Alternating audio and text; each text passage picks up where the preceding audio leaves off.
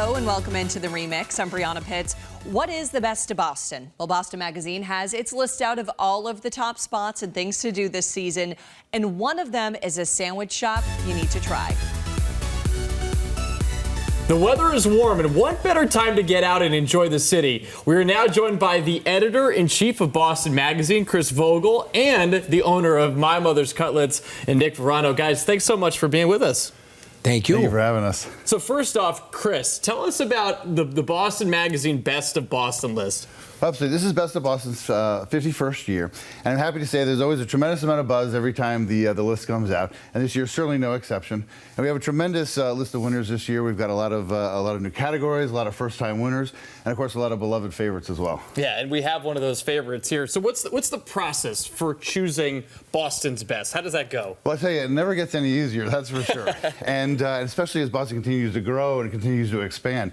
But the secret of our sauce, as it were, is always very simple, and it's always really one thing: testing, testing, testing. We're out there throughout the whole year, keeping our finger on the pulse of the city. It's not always easy, but it's something we love to do. So one of the best is right here, and that's My Mother's Cutlets. Nick, what is it like to have been chosen for this honor?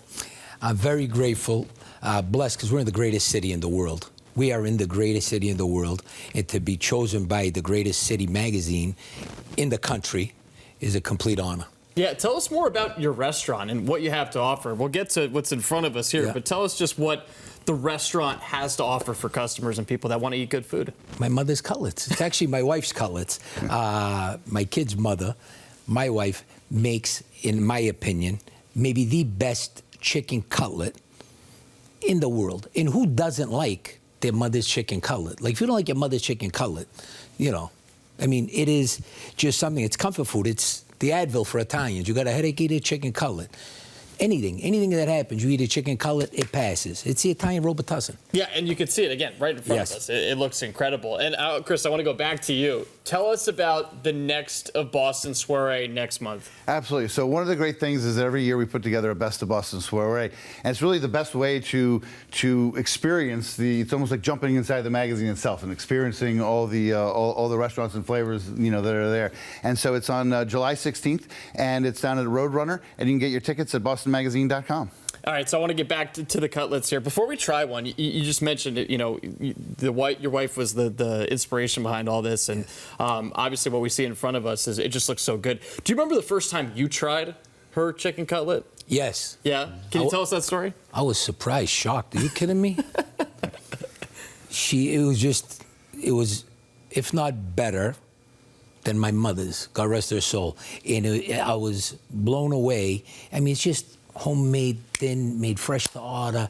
There is nothing like it. It's a game changer. And my sister Rosanna's tomato salad with the chicken cutlet is something that you can eat 7 days a week. Yeah, it looks healthy, but it also looks delicious. Now, we have one of the sandwiches cut in front of us, so let's focus on this one specifically, and we're going to get into it. But tell us what we're about to taste here. That's the hot paisan. That is just incredible. Fresh mozzarella, chicken cutlet made to order. When you come into My Mother's Cutlets, made to order. Every cutlet is hot and fresh. Chicken cutlet, prosciutto, some hot honey drizzled on top. It's a game changer. All right, I'm gonna get into it, and I'm gonna give it a shot here. It looks amazing. I know I'm already gonna like it, but let's try it. Chris, come on. Cam. Chris, get in there too. Oh, I wouldn't. This is a cutlet above the rest. That's it. All right, should we cheers? Cheers. A salud. Yes. To good health, to peace and love. Salud. Salud. And to your mother.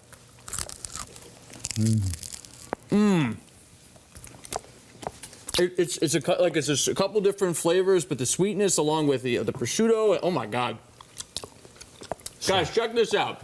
We're gonna sign off here while we finish this out. But Chris Vogel from Boston Magazine, Nick Verano from My Mother's Cutlets, thanks so much for being here. Congratulations on another list coming out. Joe. And thanks for being with us. Thank you. A salud.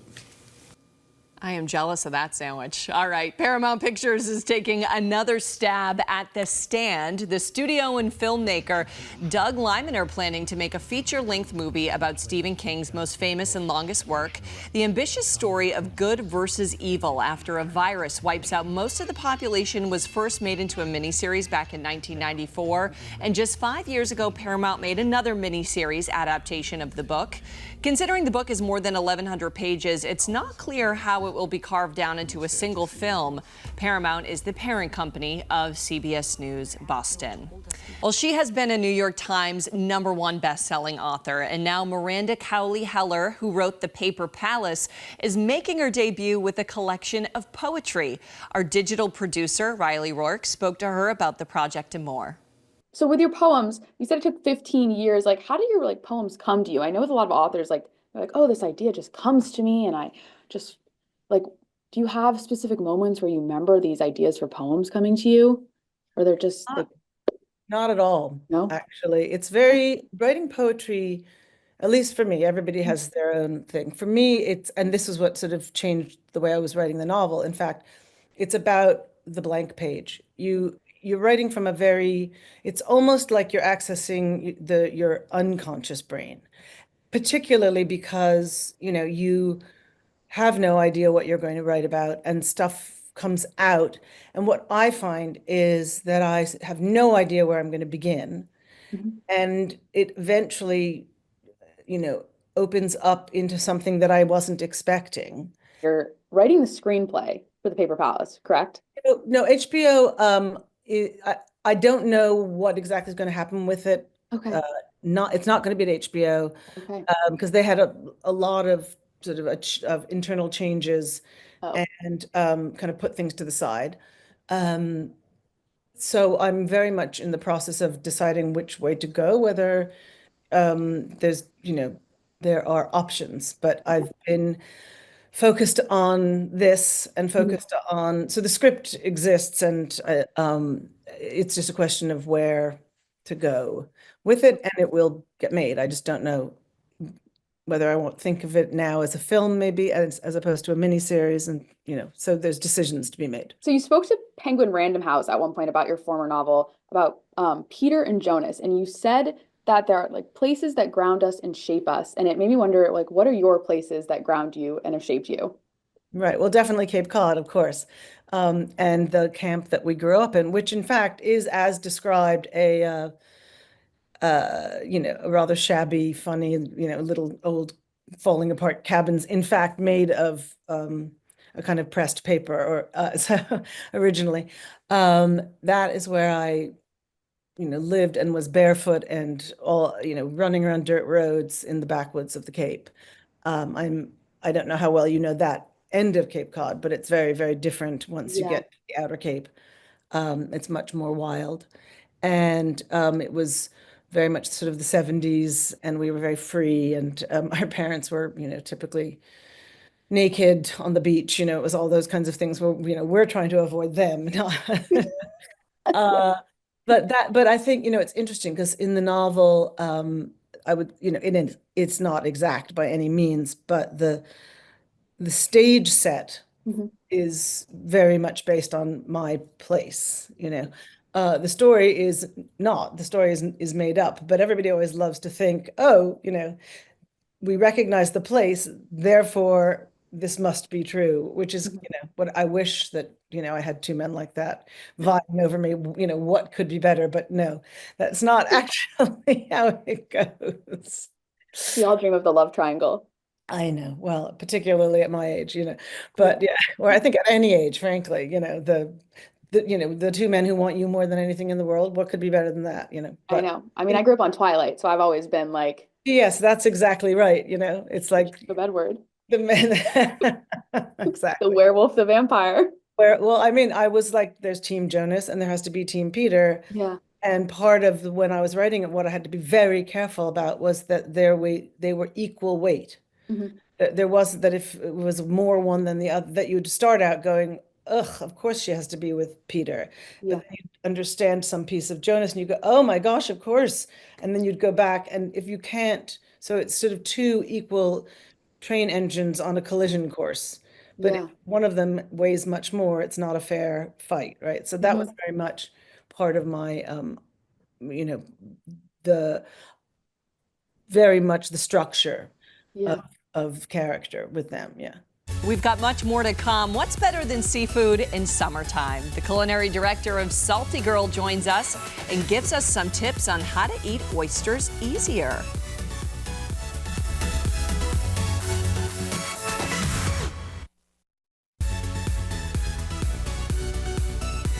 Here we go. Nothing like it. Summertime in New England, and a lot of what we love is right here in front of us. Seafood, and no one does it better. Renowned chef Matthew Goddard, thanks so much for being here. Nice He to is the meet you. driving force behind Saltie Girl and Stephanie's. You've got some exciting news. That's a true. teaser, if A you will. teaser, yes. On Stephanie's, and we're also going to be talking about some of the great foods available at Saltie Girl. Yeah. I mean, I think that people know us in the location of Newbury Street, and just coming down to the Back Bay, where are you going to go? You got to get a lobster roll. Yeah. We can build some right now if you like. Yeah, absolutely. Yeah, you know, I mean, it's just, what defines summer other than seafood in New England? And people come from all over, and they want that lobster roll. They do. So I'm going to prepare today really quickly because it's easy and it's delicious. Because I'm a traditionalist and I'm a New Englander. Cold lobster rolls. Yeah. We sell a lot hot ones. A lot Do of you hot really? ones. Yeah. More than the cold. Really? Doesn't make sense to me either. People like the hot melted butter. Yeah, they do. They love it. okay. But I'm not going to be mad at them for that. No, I think that's it's fine. great. It's their choice. It is their choice. So let me ask you this. I love summertime menus, and you've got this wide array here. You've got freshwater fish with the trout. Yep. Tuna carpaccio. Yep. Do you personally enjoy summer menu? What seasonal menu do you personally enjoy the most? Because I'd imagine it's not like you're hemmed in by seasonal dishes Right. or anything. Yeah. But there must be some sort of constraint where you're like, okay, we have to. How many lobster rolls are you going to put together in a season? What do you like best? I What do you know. like best? Well, here's the thing. I can eat lobster rolls year round. Right. It's kind of a thing in our house. My wife will often make them for me too. Yeah. And for me, I think coming out of the doldrums of the winter, you know, you look at the spring, you start seeing green vegetables and that kind of thing. Yeah. I mean, look. How do you not want to eat that? Heaping. Heaping. That's how we do.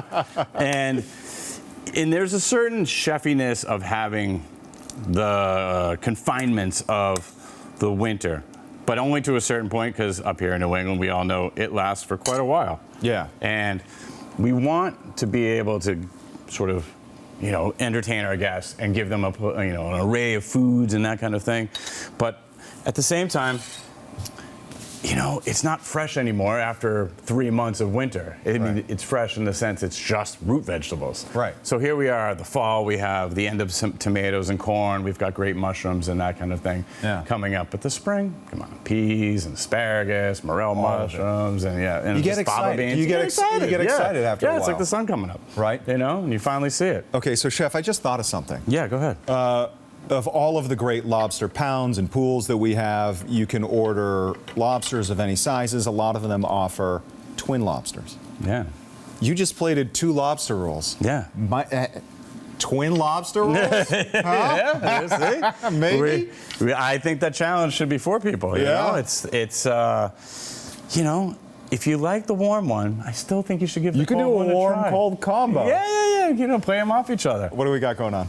So, for me, like, I like to cook out a lot, and we serve a ton of oysters all day long. So basically, you come to Saltie Girl, you get oysters and you get lobster rolls, right? Yeah. And there's many other things we do, like we were putting out. But for me at home, there's also, not everybody can shuck, you know? Right. So here's a little cheat, Okay. right? You warm them up on the grill, and they kind of just, And they just open up. and they open up a little bit, and you can go. And then, when I was not doing anything, I had some free time, I made a couple butters here. So this is like an XO chili crisp. Okay. So sure. butter on there, so that, you know, let that kind of hang out on there and melt a little bit. Wow. And then this one, straight up American barbecue style. No kidding. Yeah, why not?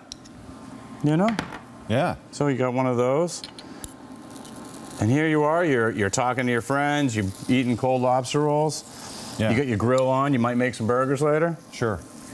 But heck, And so Why this not? is just going to be a low heat just to kind of warm them up. Yeah, you and just open want them 'em- up and let that butter just kind of Yeah, melt you see down how a they're little bit. sizzling a little bit? Yeah. And that's it. And then, you know, you don't have to struggle so much. You just pop Right. the lid off and then put your butters in there and off you go. And everybody's hanging out, having a nice cold one. And It's fantastic. Yeah. And you've got this beautiful tray here. yeah, we Saltie do. Girl's got some collaborations Saltie going on. Girl is known for tin fish. Yeah. We import from all over parts of Europe, and we have some beautiful ones that we have, you know, these mussels and this chili oil and these sardines with padron peppers. Oh my from gosh. Spain and from Portugal, beautiful. And then we partner with another company, and we have our own namesake ones. And then we do have our own chips, so you can get the Saltie Girl chip, the Saltie Girl rosé, all this online if you like, or just stop by and hang out. Yeah. But you could take the party to your house.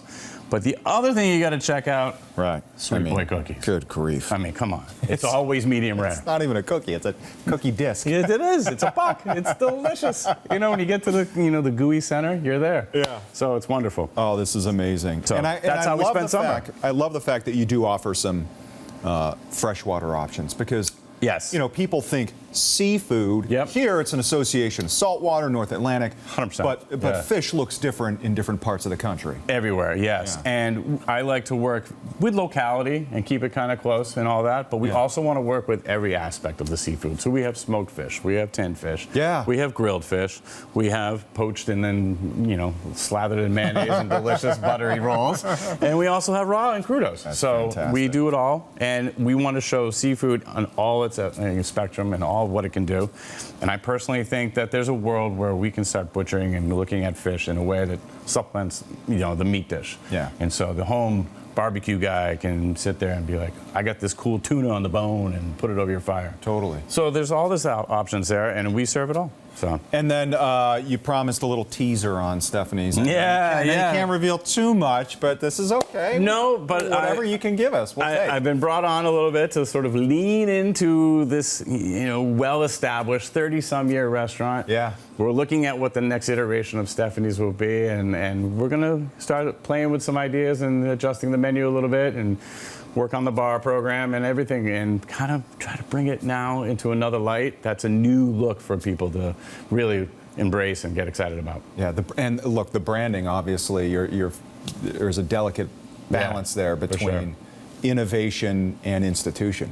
100%. It's very Yeah. nerve-wracking, too. Yeah. But it's a great corner. It's a great challenge. Yeah, and you're yeah. like, you seem Yeah. like you're just like stress is water off a duck's back. with Well, you. it's part of the thing. It's like I asked for it. Yeah. So I said, hey, listen, if this is going to be a real move in the future, I want to be part of that. Put my that's stamp awesome. on it. So. Chef, thank you so much for being here. Thanks a lot. Saltie Girl, all of this great stuff. Yep. Seafood season is now. Make sure you get out there, Chef Matthew. Do got it. Great. Thank you. Yep. Turning an urban area into a lush garden. The effort to transform a vacant lot into something the whole community can enjoy and benefit from. Next.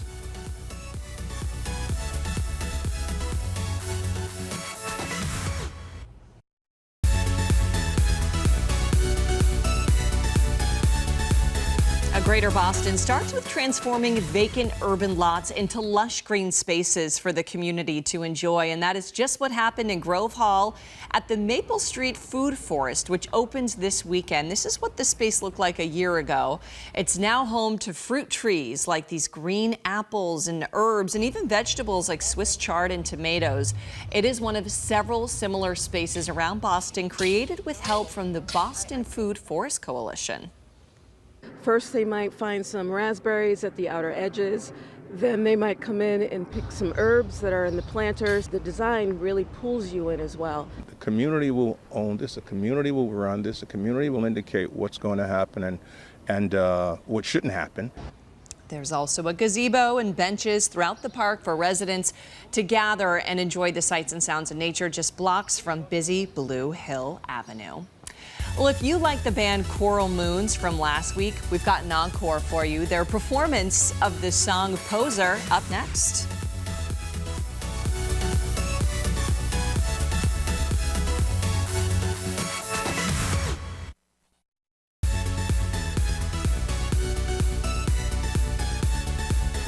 Well, this Boston-formed band joined us last week when they were playing the Green River Festival, and back for an encore performance. Here's Coral Moons. Hi, we're Coral Moons, and this is Poser.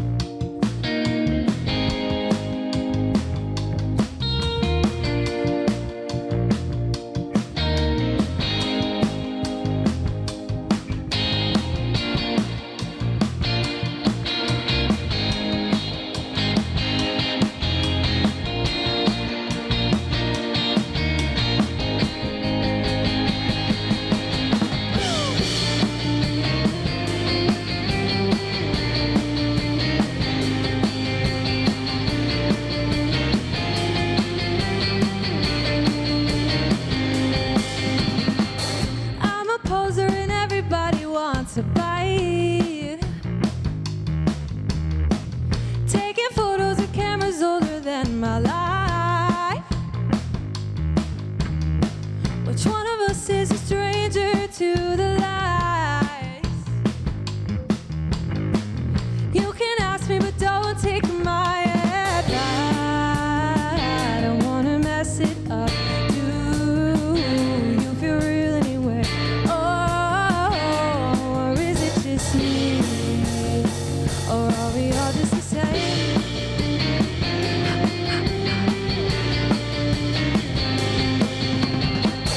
I'm the person that never made up their mind.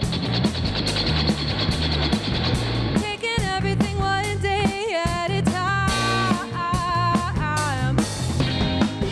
Tripping over my words, I'm doing fine. I'm the person that's gonna lose their mind. I don't wanna mess it up. Do you feel real anyway? Or is it just me? Or are we all just the same? Hey, hey, hey.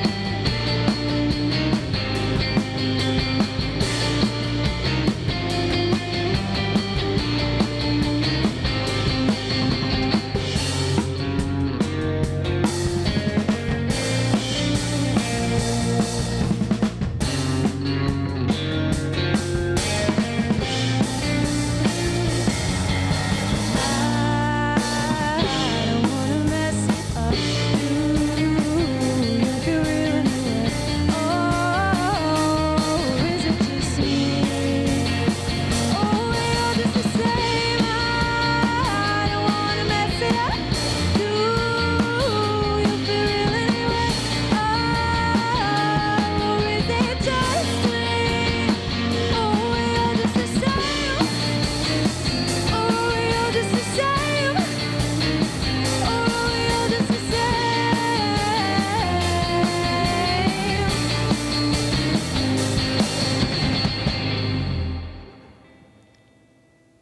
Once again, thank you to Coral Moons, and thank you for joining us. We'll be back next week for more lifestyle, community, and entertainment news.